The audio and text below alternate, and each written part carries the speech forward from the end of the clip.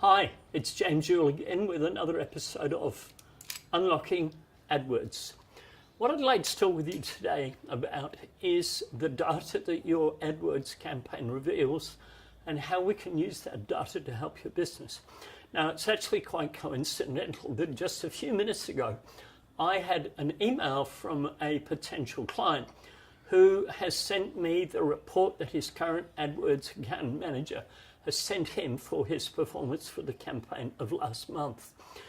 And, pardon me, all this report contains is a snapshot of the data that he can see himself from within his AdWords campaign.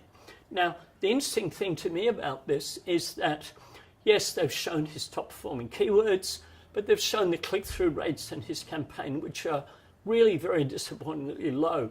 Now, the average click-through rate from a search campaign is about 1%. We look for 2.5 to 5% or even more. This particular campaign has been clicking at less than 0.5%.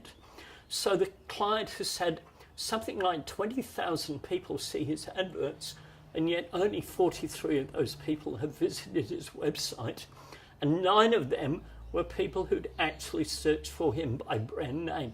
So in essence, his campaign has been totally worthless for him. But the significant thing to me is that there's no information on this report about anything that we can interpret of value to the business. We know what the business is. I can't reveal the service, obviously. But the point is that we don't know which adverts he's running. We can't see what messages are working for him. There's absolutely no information whatsoever in the report that can allow us any feedback to use to improve the marketing. So we can't synchronize the message from the advert to the website. We can do nothing with the report whatsoever.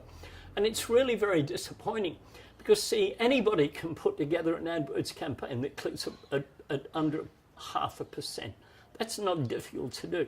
It's very difficult to get a campaign that clicks at more than 2 or even 5% or more.